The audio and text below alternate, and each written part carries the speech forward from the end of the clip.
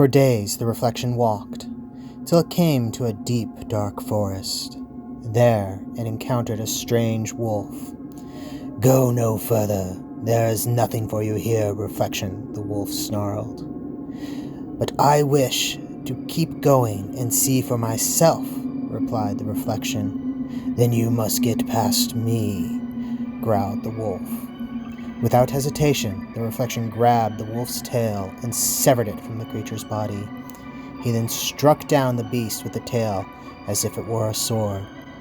Taking the tail with him, he walked into the forest.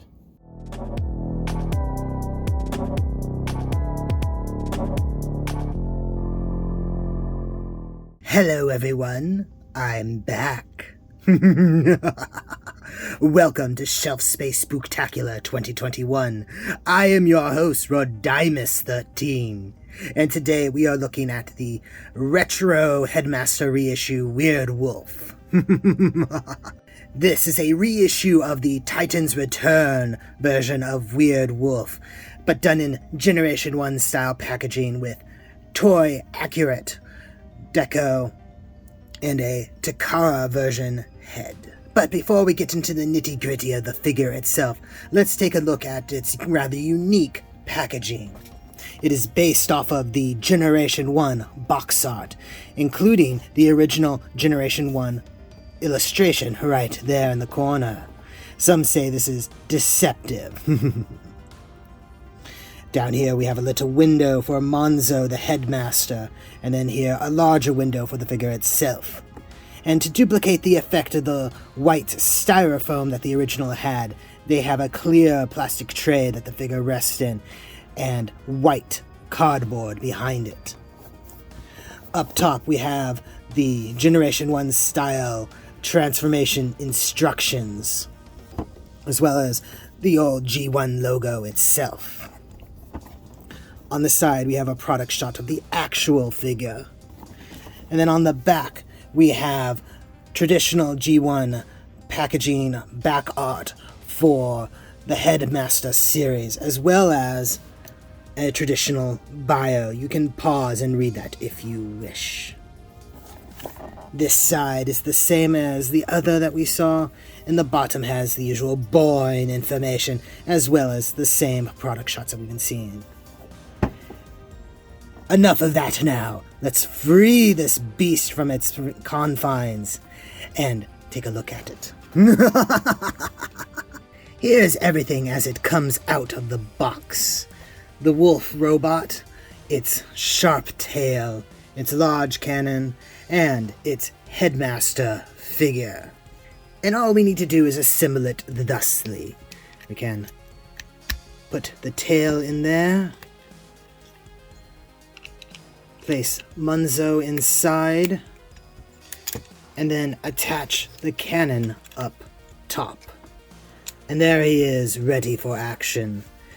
The wolf mode itself is actually quite impressive, with a decent amount of paint apps and tampographs, as well as some interesting details. Not too much detail though, so it doesn't confuse the eye. But I do appreciate how this looks. Articulation-wise, he has ball socket joints at the shoulders, both front and rear, a hinge joint there, a bicep swivel, and a ball joint here at the paw, though I feel I need to be cautious with this. This feels as if it could snap if abused. Then back here you have a series of hinge joints to get that digigrade look, as well as a ball socket joint for the rear paw. Quite impressive. But let's go ahead and get him into robot mode.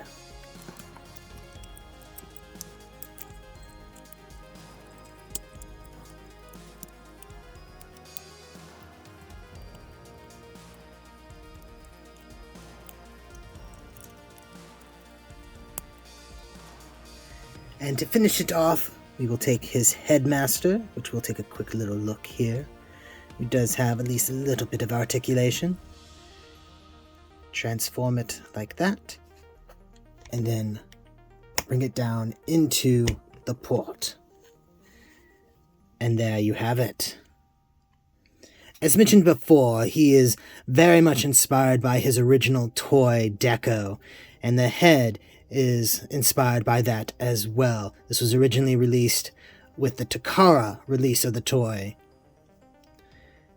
but it works quite well for him. It's maybe not as modern as the rest of the body, but it does the job. For weapons, he has a sword and a cannon that you can attach on his shoulder, like so, or you can hold it in his hand. There are various ways to attach it if you so choose. Something about this sword blade is nostalgic to me.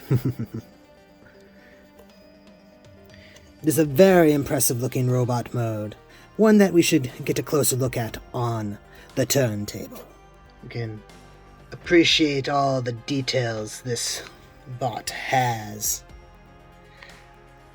though it does lack some on the backside, where the head is just sitting there and the back of the legs seem rather unarmored. But it's very impressive looking for what it is.